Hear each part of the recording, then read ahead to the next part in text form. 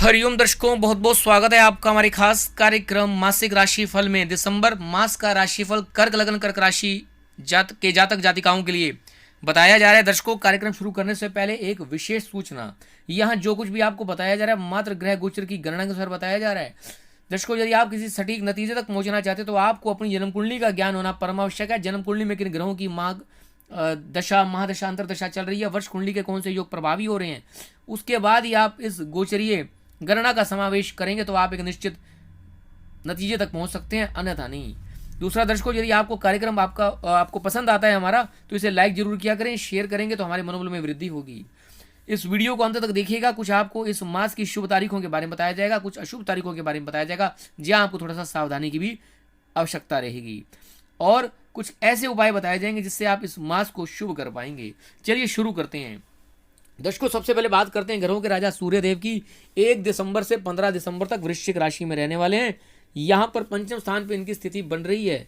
दर्शकों, द्वितीय होते हुए पंचम स्थान पर बैठेंगे, केतु महाराज के साथ युति करेंगे, एक प्रकार का ग्रहण योग बनेगा।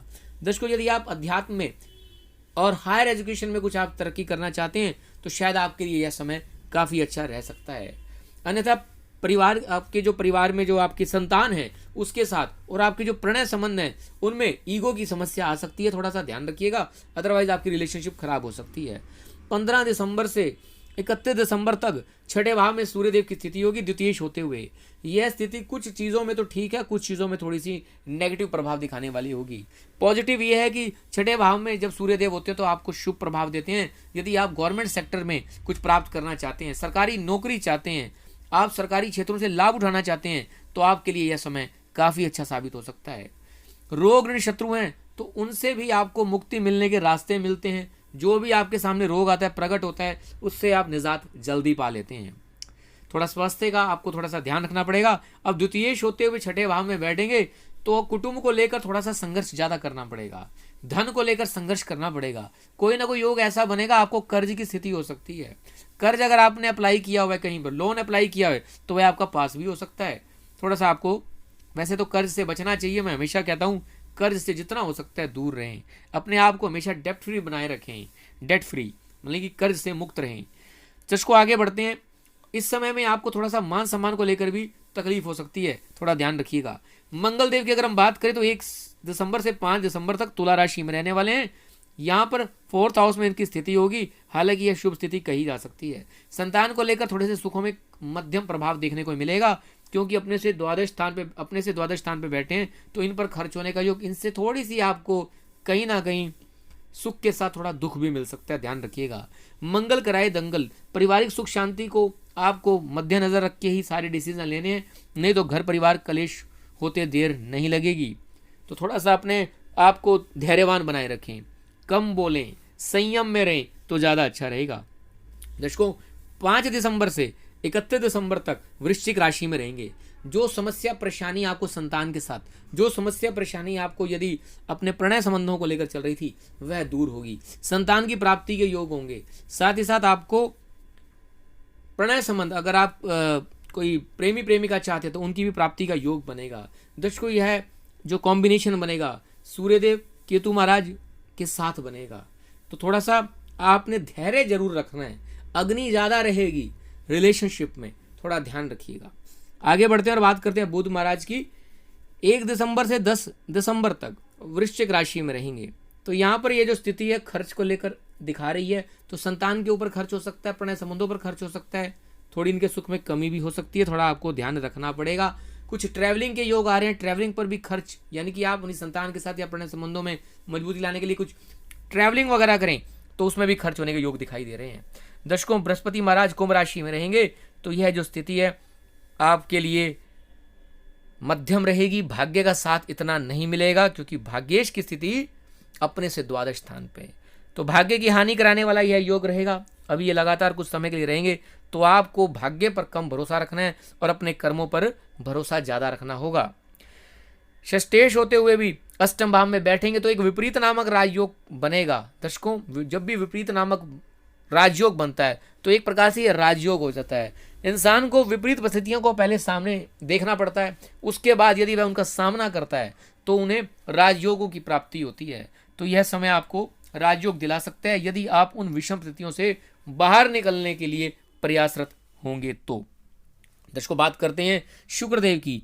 1 दिसंबर से 8 दिसंबर तक धनु राशि में रहने वाले हैं।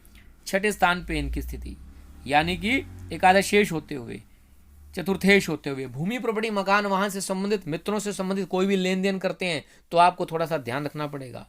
आय के लिए, इनकम के लिए कष्ट हो सकते हैं, संघर्ष ज्यादा करना पड़ेगा। किसी पर ज्यादा एतबार करने की आवश्यकता नहीं है। घर परिवार की चीजों पर खर्च होने के लिए आप कर्ज का सहारा भी ले सकते हैं, थोड़ा सावधान रहिएगा। भूमि प्रॉपर्टी मकान वाहन बनाने के लिए लोन का सहारा लिया जा सकता है, ऐसा योग इसमें दिख रहा है। मैं ये नहीं कह रहा हूं, ध्यान से सुनिएगा मेरी बात को, कि लोन का सहारा लिया जा सकता है, मतलब आप लेने का प्रयास करेंगे और लोन लेके ही अपनी घर प्रॉपर्टी मकान वाहन बनाने का प्रयास करेंगे और इन्हें पूरा करेंगे, ऐसा योग इसमें दिखाई दे रहा है। मैं हमेशा लोन के खिलाफ रहता हूं, हर किसी वीडियो में बताता हूं कर्ज की जहां बात होती है कर्ज से बचें। आगे बढ़ते हैं दर्शकों, बात करते हैं यहां पर शनि महाराज की। मकर राशि में इनकी स्थिति होगी, 7वें हाउस में इनकी स्थिति होगी। कहीं ना कहीं बिजनेस को बढ़ाने के लिए, एक्सपेंड करने के लिए मेहनत ज्यादा करेंगे। विदेश यात्रा, लंबी दूरी की यात्राएं होने के भी योग बन सकते हैं कुछ संघर्षों के बाद। राहु महाराज वृषभ राशि में रहेंगे, तो यह जो स्थिति एकादश भाव में, ये आपके लिए सबसे गोल्डन टाइम है, यानी कि आपकी इनकम बढ़ेगी, रुका हुआ अटका हुआ पैसा आ सकता है आपके हाथ में। और केतु महाराज पंचम स्थान पर बैठकर संतान से और प्रणय संबंधों से थोड़ा सा दूरी, विच्छेदात्मक संबंध बनाते हुए नजर आएंगे। दर्शकों, इस मास की शुभ तारीखों को जान लेते हैं। 7, 8, 12, 13, 14, 15, 16, 17, 18, 22 और 23 दिसंबर आपके लिए शुभ है, लक्की है। और मध्यम तारीखें हैं 1, 29 और 30 दिसंबर। दर्शकों, बात करते हैं सावधान तारीखों की। 9, 10, 11, 19, 20 और 21 दिसंबर आपको सावधानी ज्यादा रखनी है। अब बात करते हैं इस मास को शुभ कैसे करना है। सबसे पहले तो आप अपनी जन्म कुंडली उठाएं और उसमें देखें किन ग्रहों की महादशा अंतर्दशा चल रही है। यदि पापी ग्रहों की महादशा अंतर्दशा चल रही है तो सबसे पहले वो उपाय करें। उसके बाद अपनी इष्ट साधना करें, बड़े बुजुर्गों का, अपने माता पिता का आशीर्वाद जरूर लें। वर्ष कुंडली के इस समय कौन से योग प्रभावी हो रहे हैं उनसे संबंधित भी उपाय करें। उसके बाद जो गोचरीय गणना जो यहाँ दिखा रही है, तो सबसे पहले तो आपने क्या करना है, श्री हनुमान चालीसा का पाठ रोजाना करें, पिता की आज्ञा का पालन करें, उदय होते हुए सूर्यदेव के दर्शन करें। स्वास्थ्य उत्तम रहेगा, मान सम्मान यश बना रहेगा, संतान की मतलब उनका भी सुख बढ़ता रहेगा। एक काम आपने और भी करना है, तिल, सफेद तिल लेने हैं आपने, वह बृहस्पतिवार के दिन किसी गणेश जी के मंदिर में रख के आ जाने हैं। ऐसा करने से आपको लाभ मिलेगा। हरिओम हरिओम हरिओम।